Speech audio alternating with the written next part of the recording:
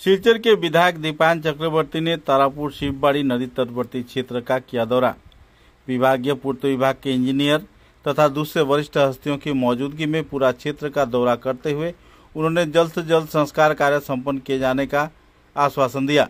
आवासीय क्षेत्र के लोगों के साथ बातचीत के दौरान उन्होंने कहा कि निर्वाचन आयोग के मॉडल कोड ऑफ कंडक्ट के तहत इतने दिनों से संस्कार कार्य बंद था, जबकि अभी भी मॉडल कोड ऑफ कंडक्ट चल रहा है, लेकिन संस्कार कार्य पर कार्रवाई की जाएगी।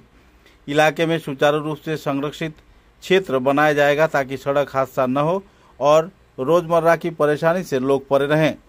परेशानी के कगार में जी रहे आवासीय क्षेत्र के लोगों को हवाला देते हुए उन्होंने कहा कि जल्द से जल्द इस क्षेत्र में संस्कार कार्य युद्धकालीन स्थिति पर शुरू की जाएगी।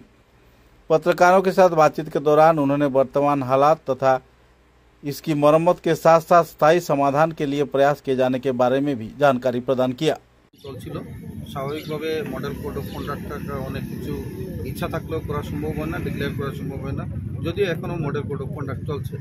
যাই হোক, নির্বাচন পরবর্তীকালে আপনারা জানেন যে তৃতীয় পর্যায়ে নির্বাচনের জন্য দল নির্দেশ দেয় আমাকে চলে যেতে হয়েছে দুধনই কনস্টিটিউয়েন্সিতে দায়িত্ব নিয়ে। আগামীকালকে আমাকে আবার ওয়েস্ট বেঙ্গলে, এভাবে শুধু আমি না, সকল বিধায়ক দলের কার্যকর্তারা যাচ্ছেন, গিয়ে কাজ করছেন। কিন্তু তার মধ্যেও যখন শিলচর কালাইন রোডের এই যে সিঙ্কিং জোন, এই সিঙ্কিং জোন নিয়ে বিধানসভায় বিধায়ক হিসাবে প্রথম দিন থেকে আমি সরব ছিলাম আর আজকে পর্যন্ত সরব আছি।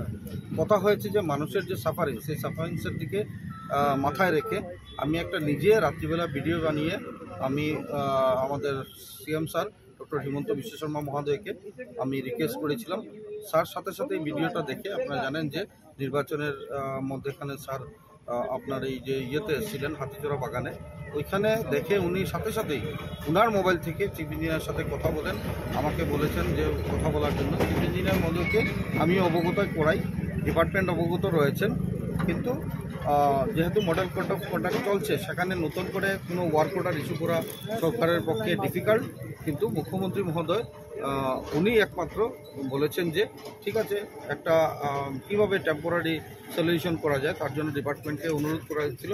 ডিপার্টমেন্ট ইতিমধ্যে একটা টেম্পোরারি সলিউশনের জন্য কিছু বোল্ডার ওয়ার্ক বা আপনার প্যাচিং ওয়ার্কের জন্য বলা হয়েছে যে এখানে মেটালিংয়ের ব্যবস্থা, এটা করার জন্য একটা এস্টিমেট রেডি করে তাড়াতাড়ি পাঠিয়েছিল। আজকে আপনাদের সঙ্গে আমি চিফ ইঞ্জিনিয়ার সাহেবের সাথে আবার কথা বলি। আমি আশা রাখছি যে এখন আমি কন্ট্রাক্টরের সাথে কথা বলেছি যে মডেল কোড অফ কন্ডাক্টের ভেতরে সেই কাজ করা সম্ভব না, ওয়ার্ক অর্ডার করা। কিন্তু আপনারও একটা দায়বদ্ধতা রয়েছে, এই দায়বদ্ধতা মাথায় নিয়ে আপনি কাজ শুরু করুন। আমিও বিধায়ক হিসাবে আছি, সিএম স্যারের নলেজে আছে, আপনার টাকা নষ্ট হবে না। তো আমরা চেষ্টা করছি যে এই কাজকে 2-3 দিন 4 দিনের ভেতরে সেটাকে ধরানোর জন্য।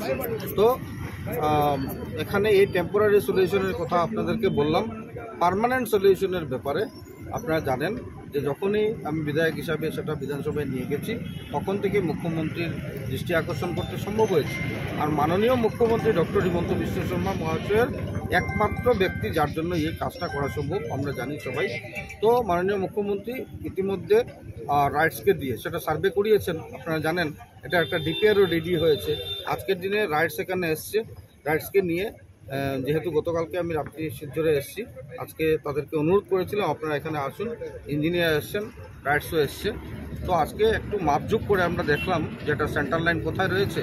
যদি কাজ স্টার্ট করা হয় তাহলে একটা সাবওয়ে আমাদেরকে রেডি করে দিতে হবে, কারণ 3 হুইলার 2 হুইলার 4 হুইলার এই গাড়িগুলোকে আমরা যদি ব্যবস্থা না করে দিই তাহলে এই কাজকে আমরা শুরু করতে পারবো না। তার জন্য মোটামুটিভাবে একটা রূপরেখা আমরা আজকের দিনে তৈরি করেছি। তো এখানে যেটা পাইলিংয়ের ব্যবস্থা, রাইটস আমাদেরকে কথা দিয়েছেন আগামী 20 তারিখের ভেতরে তারা পাইলিংয়ের কাজ শুরু করবেন। আর যেখানে সিঙ্কিং জোনটা বেশিভাবে সিঙ্ক হচ্ছে ওই জায়গা থেকে ওটা শুরু হবে কাজটা। তো আমি বিশ্বাস রাখি ভগবানের আশীর্বাদে আগামী 7 থেকে 8 মাসের মধ্যে এই শিলচর কালাইন রোডের যে দীর্ঘ বছরের সমস্যা, এই দীর্ঘ বছরের সমস্যা কংগ্রেস সেটাকে জিইয়ে রেখেছিল তাদের মানে উপার্জনের জন্য। বলবো আমি যে কংগ্রেসের পাতি নেতারা, আমরা লক্ষ্য করেছি সরকার যত টাকা দিয়েছে সেটা যে কোনো গভর্নমেন্টই হোক না কেন, যে একটা সোনার বাঁধ এতদিনে হয়ে যেত। পার্মানেন্ট সলিউশনের জন্য কেন কেউ কথা বলেনি? পার্মানেন্ট সলিউশনের জন্য কথা বললে তো এই টাকাগুলোকে আত্মসাৎ করা যেত না। যার জন্য পার্মানেন্ট সলিউশনের কথা চিন্তা করা হয়নি।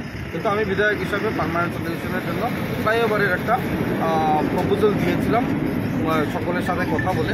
তো ফ্লাইওভার হয়ে গেলে হয়তো আমাদের এই যে এক্সিস্টিং রোড, সেই রোডকে আমরা একটু মেনটেন করতে পারবো না, যেহেতু রিভার সামনে, সেটা রিভারের একটা আপনারা জানেন স্বভাবগত একটা রয়েছে, সেটাও এই দিকে চলে আসতে পারে।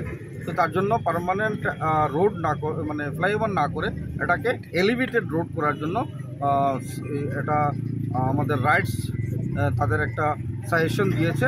এই সাজেশন মতো আমাদের আসাম সরকার সেটা সিদ্ধান্ত নিয়ে ইতিমধ্যে কাজ শুরু করবে। আমরা আশাবাদী যে শিলচর কারাইল রোডের দীর্ঘ বছরের যে সমস্যা, এই সমস্যা বিজেপির সরকার, ডক্টর হিমন্ত বিশ্ব শর্মার সরকার এই কাজকে করবে।